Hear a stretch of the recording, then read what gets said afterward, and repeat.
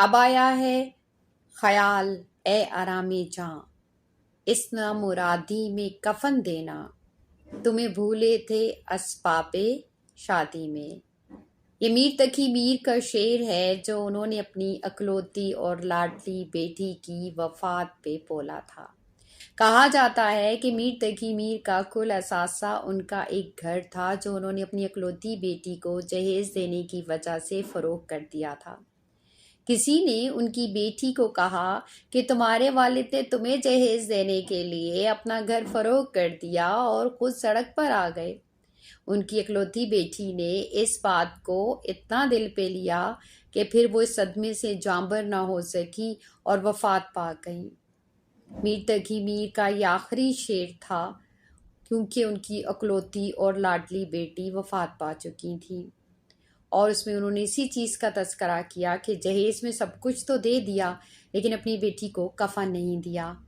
آج ہم جس معاشرے میں رہ رہے ہیں، پاکستان کا اور انڈو پاک کا، سب سے بڑا المیہ یہ ہے کہ جہیز ایک بہت بڑی لعنت بن چکا ہے، اور بہت سی لڑکیاں یا تو ان کی شادیاں ہو نہیں پاتی، اور اگر ہو بھی جاتی ہیں تو انہیں بہت سی مشکلات کا سامنا کرنا پڑتا ہے۔ اگر دیکھا جائے تو جہیز ایک عربی زبان کا ورڈ ہے جس کا مطلب ہے مال و اسباب۔ قرآن مجید کے اندر جہیز کا کوئی ورڈ استعمال نہیں ہوا، بلکہ مہر کا لفظ استعمال ہوا ہے جس کے لیے فریضے کا لفظ ہے۔ فریضہ کا مطلب ہوتا ہے ایسا کام جسے ہر صورت میں آپ نے ادا کرنا ہے۔ سعودی عرب کے اندر 50,000 ریال جون سا ہے وہ مہر اپائنٹڈ ہے۔ ہو سکتا ہے یہ ایک پرانی اماؤنٹ ہو جو 37 لاکھ کے برابر ہے۔ ترکی کے اندر چیز کے نام سے، جس میں لڑکا جون سا ہے وہ مہر کی طرح ایک، اس میں کوئی اپوائنٹڈ اماؤنٹ نہیں ہے اور وہ اس کو ایک رقم دیتا ہے۔ اب آ جاتے ہیں کہ یہ جہیز انڈو پاک میں شروع کیسے ہوا۔ جب مسلمان اور ہندو آپس میں ساتھ ساتھ رہتے تھے تو اسلام کے اندر ڈاوری یعنی جہیز کا کانسیپٹ تو ہے، لیکن وہ حسب استطاعت ہے، یعنی جس پیرنٹس اپنی خوشی سے اگر اپنی بیٹی کو کچھ دینا چاہ رہے ہیں، ضرورت کی کچھ اشیاء، تو وہ دے سکتے ہیں۔ لیکن جب یہ لوگ ساتھ رہتے تھے تو مسلمانوں نے کچھ عادتیں ہندوؤں کی لے لیں۔ ہمارے مسلمانوں کے اندر اسلام نے عورت کو جائیداد میں سے حصہ دیا تھا، جس کی وجہ سے جہیز کا کوئی کانسیپٹ نہیں تھا، اور ہندوؤں کے اندر کیا تھا کہ وہ جائیداد میں سے حصہ نہیں دیتے تھے، ڈاوری دیتے تھے، جہیز دیتے تھے۔ سو ہم نے کیا کیا کہ ہم نے اپنی بچیوں کو جائیداد میں سے حصہ دینا بند کر دیا اور جہیز دینا شروع کر دیا۔ آج بھی پاکستان کا جو انٹیریئر علاقے ہیں، جو سندھ کے اور کے پی کے اور پنجاب کے بھی بہت سے علاقے ہیں، وہاں پر کچھ لڑکیوں کی اس وجہ سے شادی نہیں ہو پاتی کہ زمین جون سی ہے ان کے نام ہوتی ہے، اور پھر ان کو اس زمین ان بچیوں کو دینا پڑے گی، اور جس کی وجہ سے ان کی قرآن مجید سے شادی اور اس طرح کی فرسودہ رسمیں عام ہیں۔ اب ہم یہ چیک کرتے ہیں کہ کس ٹائپ کے گرومز مارکیٹ میں اویلیبل ہیں۔ Higher quality groom and lower quality groom, جی ہاں، یہ ٹرم ہے جو بالکل استعمال ہو رہی ہے، اور اسی کے حساب سے ڈاوری کا پریمیم سیٹ کیا جاتا ہے۔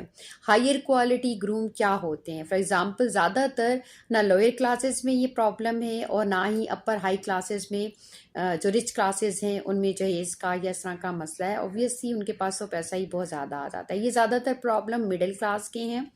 اب ہم دیکھتے ہیں کہ ہائر کوالٹی گروم کیا ہوتا ہے۔ مڈل کلاس فیملی جو ہینڈ ٹو ماؤتھ گزارا کرتی ہے، انہوں نے ایک لڑکے کو ڈاکٹر، انجینئر یا کسی بھی ایک اچھی جون سی جاب پہ لگوا دیا جس کی ماہانہ آمدن 1.5 سے 2 لاکھ سٹارٹنگ ہے۔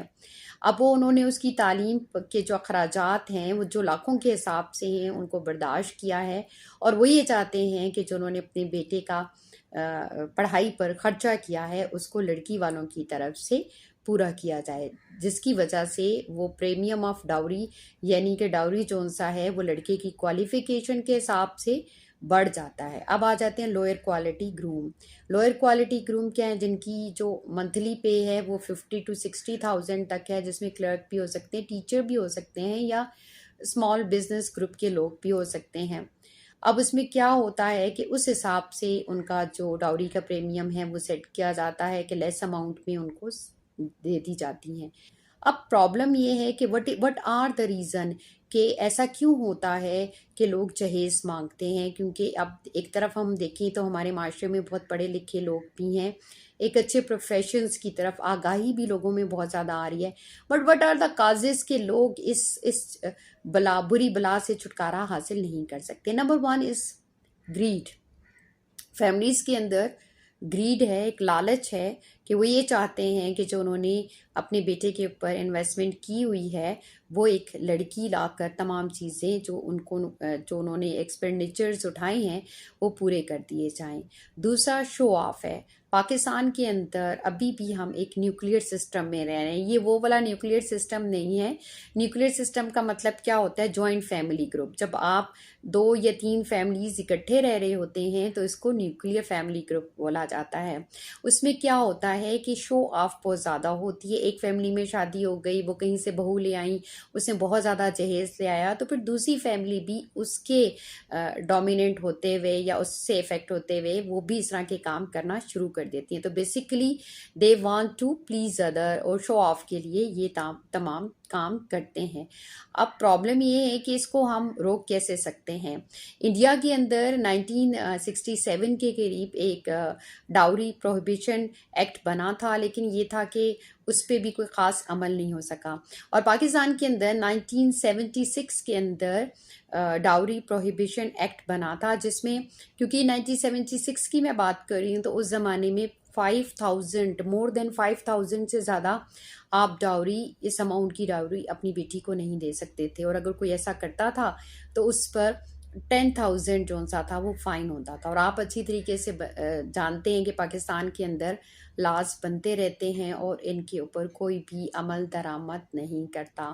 لیکن اب یہ مسئلہ اتنا زیادہ بڑھنے لگا ہے کیونکہ ڈاوری کے ساتھ ساتھ اور بہت سے پرابلم شروع ہو چکے ہیں. ماں باپ کہیں نہ کہیں جیسے تیسے کر کے ایک جہیز افورڈ کر لیتے ہیں، اس کو مینیج کر لیتے ہیں قرضے اٹھا کر.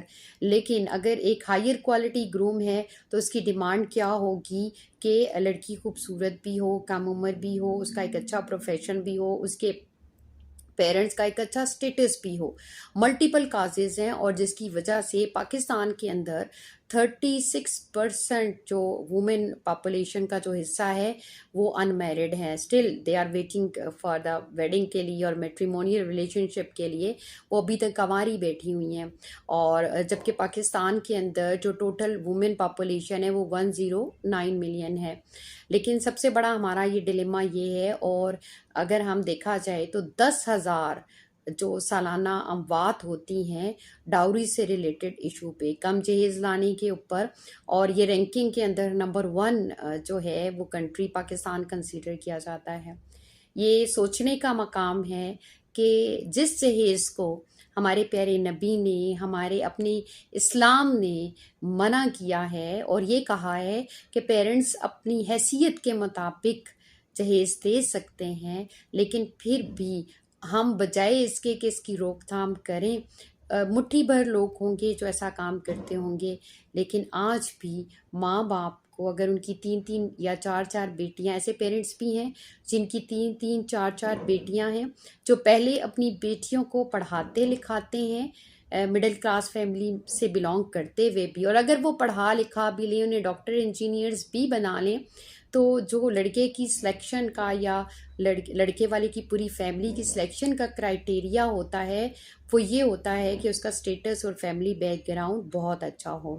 اگر لڑکے نے خود سے لڑکی سلیکٹ کرنی ہوگی تو شاید وہ اس کو اوکے بھی کر دے گا. بٹ پرابلم از دیٹ کہ نیوکلیئر فیملی کی وجہ سے لڑکی کو بہت سے پروسیجرز میں سے گزرنا پڑتا ہے، جس میں اس کے پیرنٹس بھی آ جاتے ہیں، پھر لڑکے والے کے ریلیٹیوز بھی آ جاتے ہیں اور آخر میں لڑکا بھی آ جاتا ہے. تو جب بہت سے لوگ اس رشتے کو سلیکٹ کر رہے ہوتے ہیں تو لڑکی کو بارہا ریجیکشن کا سامنا کرنا پڑتا ہے. ہمیں اپنی سوچ کو تبدیل کرنا ہوگا. اگر ہم نے اپنی سوچ کو تبدیل نہ کیا تو پھر ہمارے گھروں کے اندر جو جہیز نہ لانے کی وجہ سے یا کم جہیز لانے کی وجہ سے خواتین کے ساتھ برا سلوک ہوتا ہے وہ ہم سب کو بھی کسی نہ کسی دن اپنی لپیٹ میں لے لے گا. اللہ ہم سب کے لیے آسانیاں پیدا کرے اور آپ دوسروں کے لیے آسانیاں پیدا کرنے کی کوشش کریں.